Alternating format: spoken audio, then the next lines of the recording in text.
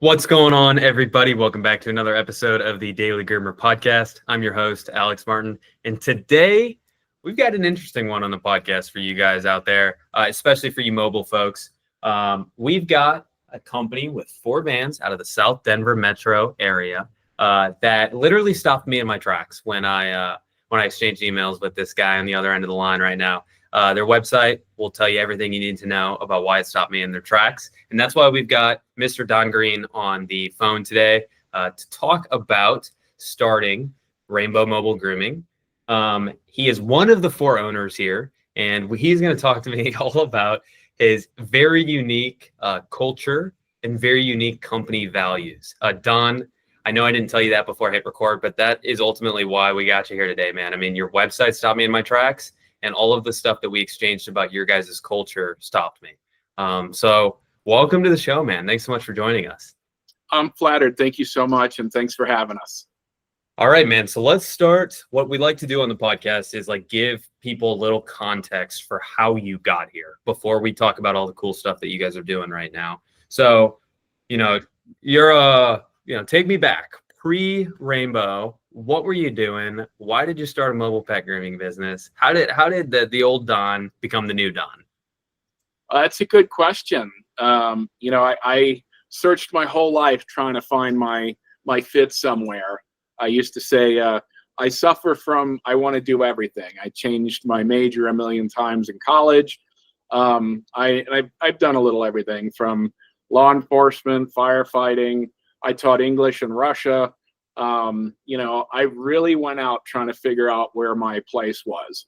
And ironically, when I started this, I just thought it was going to be a small, simple business. It was a stepping stone, to something bigger and greater. But it turned out to be, the fit that I was looking for. And, I'm happier than I've ever been in my whole life. I absolutely love what we do. The pets are incredible. It shows. It really does. I said it shows. It really shows the passion and the attention to detail that you guys have put into not only all the front facing stuff, but the culture stuff too. So with this, searching, this constant searching you were in to find something better, how did you land on this of all places? Well, that's a good question. So I saw an opportunity to do mobile pet grooming. And like a lot of people who didn't know anything about pet grooming, I assumed, well, that's going to be easy and I'll do that for a while. And, maybe I could sell it or, raise some capital to do something, truly grand with my life, So obviously before I get started, I took a course and to be certified. So, I found out there's a whole lot more involved. But the course I took actually was a bit health focused. I loved that because in my mind in the past, pet grooming was something rich people did with their frou-frou dog. It wasn't really needed. It was an extra. But I learned, every pet needs human intervention to be healthy and comfortable. They've evolved over time with humans, so they need human intervention to be healthy. So it's not just an extra, it is a necessity. Why do you think most, let's just stick to the US right now. Why do you think most Americans and most pet owning Americans don't know that or miss that mark on that? Because I think you're right. I think you're dead on, which is it shouldn't be a shocker that pets need human intervention to be healthy. But the preconceived notion is that grooming is just a luxury service for, you want your pet to look pretty. Right. No, I think it's a good question. The world's evolving, and just like, people are changing and culture's changing. In the past, the dog was something you kept outside to keep bad people away or whatever. But people are they're transitioning from being pet owners to pet parents. And they're seeing their kids now, they're seeing their dogs and their cats now as their kids, right? And that's certainly true for me as well. I love my dog so much. She's my daughter, basically. And I would do anything for her. And it's that transition that makes you start asking questions like, okay, I want to give my pet the best life possible. I want them to be healthy and happy and comfortable. How do I do that? So people are asking questions now and they're learning.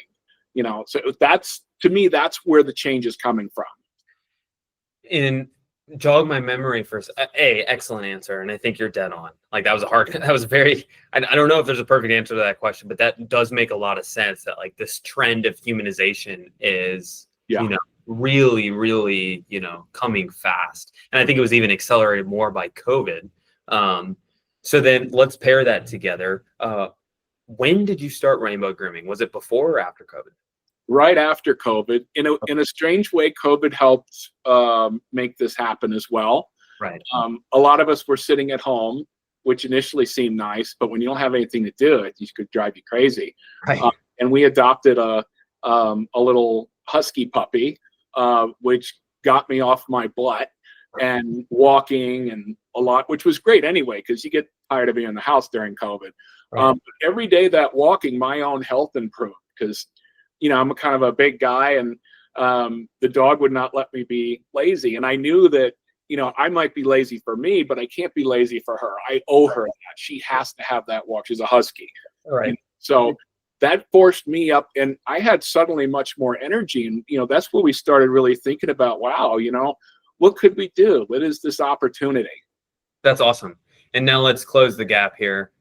So we closed it into pets and purpose and passion and the kind of wanting to move towards that trend. Why mobile over brick and mortar? Boy, I think that makes so much more sense when you think about what is an ideal environment for pet grooming. Mobile, provides that one-on-one care. It's at people's home. A lot of pets aren't necessarily mobile. A lot of clients aren't necessarily mobile. This is an underserved market. They deserve to have that care as well. And if I did have a brick and mortar, learning what I've learned so far, I would create soundproof booths, because the noise and chaos of a salon and sitting in a crate and dogs barking and everything is just not a great environment. In my opinion, for these pets, particularly the pets we're working with. We're working with pets that are anxious or senior or, have sort of, some sort of special needs.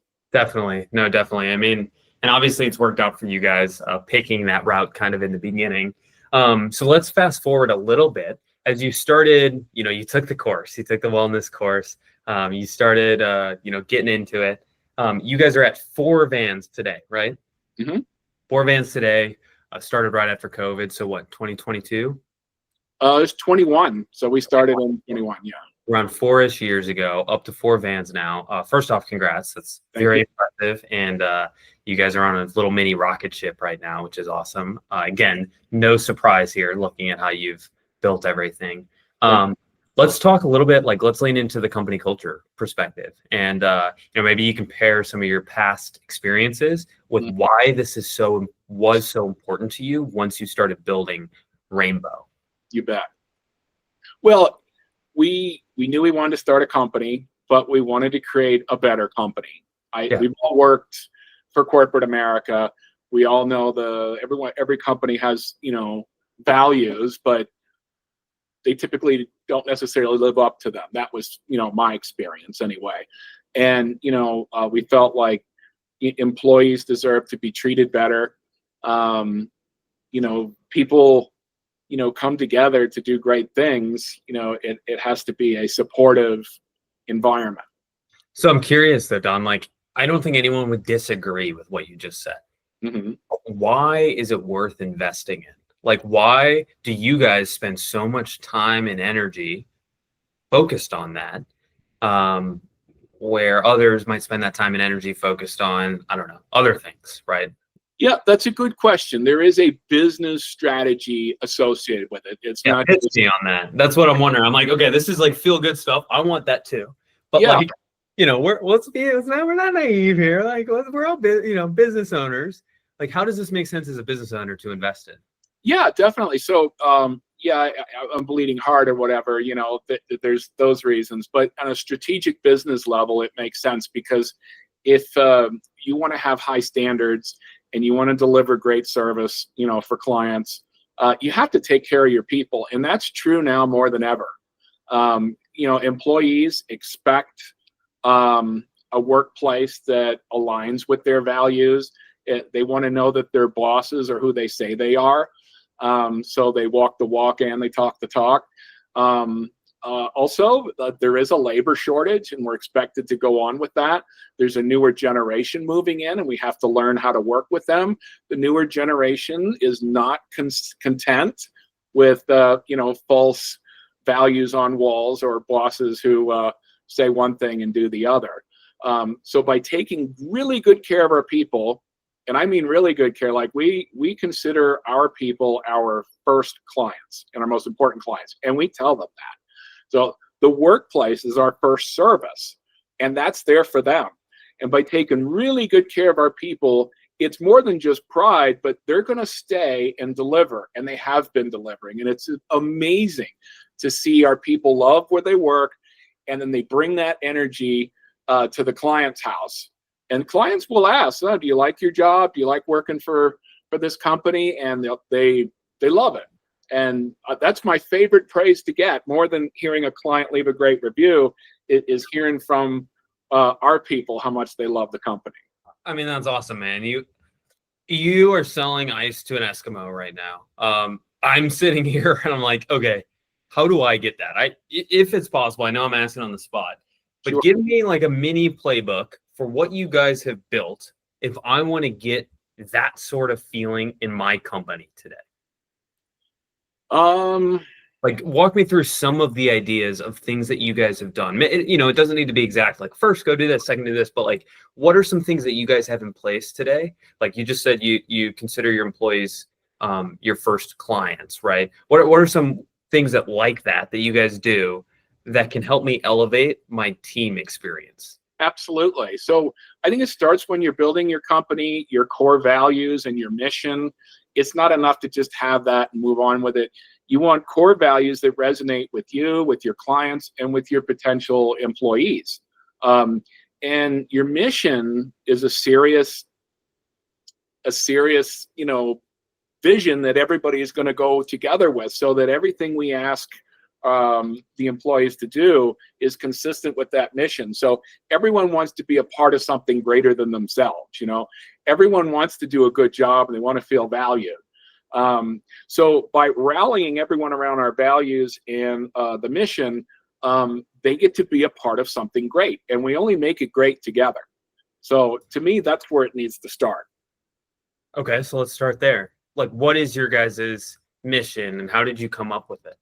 Well, our mission, and actually we all call ourselves advocates rather than employees, because that helps reinforce this idea that we're on a mission. And our mission is to advocate for the health and well-being of pets. And that's something every groomer who applies here can get behind, and it's something to get excited about. And there's a lot we can do with that. And we make sure that there's protections in place for our people. We have a company employee bill of rights, which is attached to our charter. So even if someone else takes over the company at some point, we're like legally bound that the employees have rights here. They're, the dignity and respect and, honest, open communication, transparency. I mean, that's crazy, and not crazy in a bad way, crazy in a good way. Like that is the craziest thing I've ever heard to put together. I think that's the future, and if you want your business to succeed, you've got to be forward looking, and like I said before, people aren't content to just go to work and, leave their feelings at home and not, they want a company that they can align with and values, be proud to be at, and feel like they're actually listened to and treated with dignity and respect. How do you enable that? Right. So I'm brand new. I am working for you guys now. I went through the hiring process, and I've read my employee bill of rights. I'm called an advocate. Like, I'm feeling high and fluffy. But now I'm 2 months in, and I've been working in a van by myself, 4 or 5 days a week. How do you keep that going? Do you have team meetings or offsites? Do you guys all talk in the morning? Like, how do you keep that culture going past the initial hoorah? Sure. So first of all, if you're 2 months in, you're still a wellness grooming apprentice here. You might have 20 years experience as a standard groomer, but this is wellness grooming. So we have training. You have a a person assigned to you that goes out with you initially, and then if you're out on your own, you're not on your own because they're checking in on you. We have a team chat that we use. We communicate quite a bit with one another. We have our team actually broken up into 2 teams. We have team captains and we have a manager. We do get together regularly, but we even have a company counselor. And that person goes around and checks on everyone, makes sure they're okay. If they need anything, it doesn't have to be business. It could be personal. It's confidential. But if she doesn't have the answers, she'll find resources for you. And the same person goes out to our clients when a pet passes, because grief is real, and people need that support. So you have a counselor that will help your advocates, yes, and your clients, yeah, on a routine basis. Yeah, it's beautiful. It's wonderful. That is unique. I don't think I've ever talked to a business owner that's got something like that. Proud of it. It's like this tone here, Don, is like we're investing a lot in time, money, energy into this company culture stuff. Yeah. You guys have been alive now as a business for 4 years. Mm-hmm. Have you seen it pay off, whether that be in quality, customers, retention, any of that stuff? 100%. It's all about company culture. You can hire people off the street and come in and tell them what to do and send them out there and hope they do a good job. But the culture makes it compels us all to want to be our best, and we share, our success and mistakes. Mistakes happen, but we don't freak out about them. We own the mistake together, and we find solutions. Mistakes are opportunities to shine. Everyone knows, mistakes can happen, but how do we handle them? So we handle them together, and we handle them in a supportive way. My first concern when there's an issue is, to my advocate, are you okay? It's okay. Like, you're safe. No one's mad at you. It's okay. Let's figure out how to wow the customer with how we respond to it. I mean, you have the patience of a saint, my man. No, I mean, seriously though, and it takes that like forefront thinking to be able to do that and see it like that, because I think, the natural visceral reaction would be to, freak out a little bit because, you have a bad customer experience. It's a reflection on you. But again, the team culture that you've built in your head is more important because you've seen it pay off. I'm curious, like from a staff retention side, how have you seen that kind of pay off or result? Right? Are you guys, keeping groomers longer? Are you keeping buy-in longer, or is it not so much on that element? Actually, it does very, very well. So most of our people come on and they stay. I've got people who've been here for 3 years. I've got several are about to hit their 2 years. We also created, because we want them to stay long-term. We don't want to have a revolving door. So we actually have a pay grade system that allows, for them to have a career and move up and learn more and move up in title and move up in pay and rewards and benefits. So it encourages people to stay with us, and it's working quite well. Can you break that down for us and share as much as you're willing to? Sure. But I'm curious what that looks like. Sure. Full transparency. I took it from, the U.S. military. They're very structured, right? And it's a very, high standard environment. Everyone's expected to push and do their best. So we took it off that.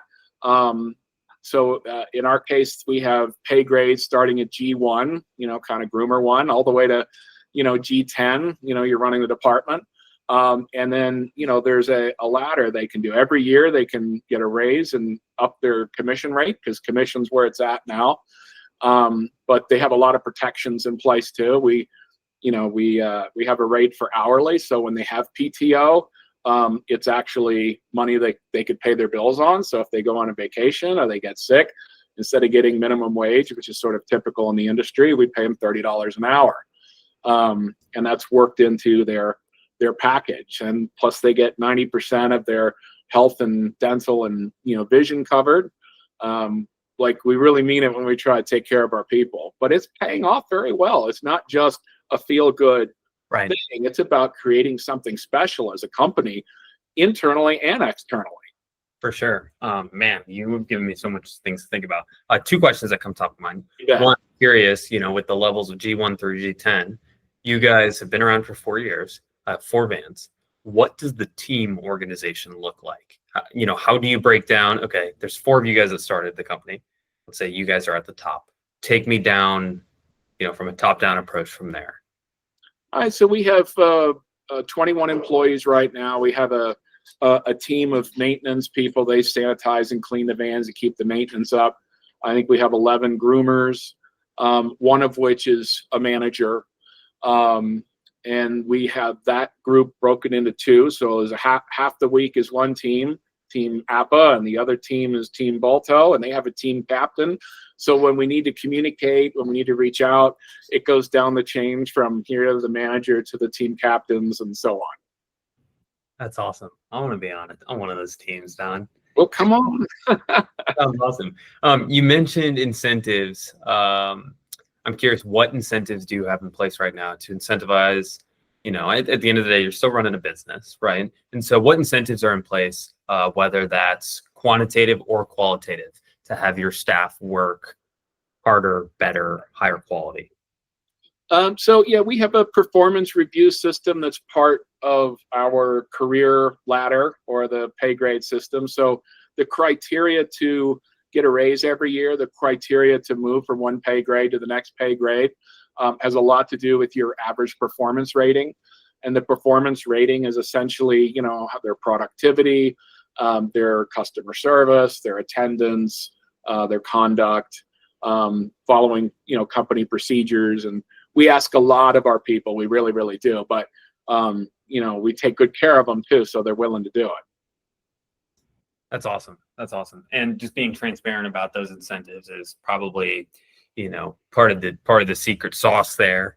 So people know how, what they have to do just transparently to get better, to make more money. 100%. So the pay grade system is fair, it's transparent, it's equal. There's no favoritism in place. Everyone's held to the same standard. You mentioned something before. Or you asked, I missed that. Oh no, about the team org. Was that? I don't know. I lost it. It'll come back. We'll come back to it if we need to. But no, okay, that makes a lot of sense. You did mention when I was using that 2-month example, where they would be in 2 months. It seems like, just like everything else, the attention of detail to the hiring and training plan is pretty well developed as well. So walk me through just at a high level, like what does that look like, right? Again, everyone is probably shaking their heads as listening to this, like, okay, I want a lot of this. Takeaways so far. I need to have some sort of clear, transparent structure on how to rise up in my career. I need to treat my employees better by doing X, Y, and Z. But also that training plan, I would imagine, has a lot to do with getting people used to this culture and this idea on how to be successful at Rainbow. Absolutely. Talk to me about that and what that looks like. Sure. And I'd like to say, transparency is another big element that's important. Our advocates can actually come to the office and see the books, and they could be in a meeting if they want, so we really involve them in everything that we do, including how things evolve. So everything's always evolving. It's never staying the same. So our training program is improving all the time. Everything is on a path of let's do better, and what's the best practice? Let's train on that. That evolves and changes over time. So with our training, in the past, it wasn't as robust as we may have liked it to have been. And in the future, it's going to be more robust than it is now. But we need to make sure that health-focused grooming that we're promising to our clients is backed up by something. So, we have to help our people understand, pet health care to a certain degree. One of the big services we do, it's an excellent value for our clients, is, the potential for early health concern detection. So we take that typical pet health check at the beginning very, very seriously. And we have a veterinary partner who works with us to inform us on that, so that, we can find concerns early. A lot of times the parents just sees their pet all the time and they don't notice something until it's really gotten bad and it's obvious. So we see them on a regular basis, and we're able to keep the pet parent up to date on that. I may have skewed off the path a little bit. No, man. I mean, now you just opened up a whole nother can of worms down. Yeah. So let's go down on like the wellness side, because that was, before we hit record, that was one of the things that had piqued my interest about what you guys do in your service offerings today, is that wellness element. And so, I don't even know where to start here, but talk to me. Maybe let's just start at that pre-appointment visit. Like, what does that look like? How hard is it to enable? Is it costly? Does it take a lot of time? I mean, just speak to me like I'm running, a smaller version of Rainbow, and I'm your protege, and you're like, Alex, you've got to set up a wellness plan for these pets. So what does it look like at the start? Sure. So I think this is going to be the future, basically, and we're certainly trying to pioneer it. For some reason, in traditional circles, veterinary offices do their thing and groomers do their things, but they should be working together. And our veterinary partner is very passionate about it. Pet grooming should be a part of pet healthcare. They should be working together in tandem with one another. It's not really hard to do. It doesn't take all that much more time. It does take a bit more training, but it's a massive value to give, the client who's, being asked to pay more and more and more for this service. It's not a cheap service to bring a whole mobile salon out to someone's house. So finding ways to add to the value without having to, bulk up on more expenses is that's more that strategic end of things. Aside from, oh, this is ideal. It does make sense from a business standpoint. It justifies, the rate that we're charging. That makes a lot of sense. So do you charge extra for the wellness element, or that's included? Okay, so it's holistically included with every service that someone may book. Everything is, rather than nickel and dime for things. If they need their anal glands expressed, they need their anal glands expressed. Why am I going to hold the dog hostage on something that needs to try to get another $25 out of the client? So if the dog needs anything for its health and well-being, they just get it. It's just included. That's a sanitary trims included. If they need their ears plucked, that's included. Pad shaving, that's included. The only thing we have add-ons are for matting and extras like painting the toenails or some fancy fragrance or something. So it's more the things for the client's needs that we're extra, but everything for the pet's needs and wellness is all there included. I mean, that sounds good. Let's play the devil's advocate here again, Don. How do I price for that, right? Part of I guess the easy answer for why I might nickel and dime, even though I don't think it's the best business practice, is that okay, I can control my costs then. If I know that they need, an extra 10 or 15 minutes worth of stuff, I'm going to have my groomer out there for an extra 10 to 15 minutes, which is time. And so let me add that in as an extra. So how do you guys right now, when you design your packages, how do you control for the extra sanitary costs that could come up in an appointment? So we make time for it. There isn't always time for everything, but when we bill based on the amount of time, and we set that time based on this is something that most of our groomers can complete within the allotted time most of the time. Sometimes it'll be less, sometimes it'll be more. It's kind of a wash. I think where the problem is, though, is that pricing is scary for people. And when you look at your landscape and your market, and you're seeing this was what they charge and they charge, everyone charges this low initial rate so that they could show that their prices are competitive.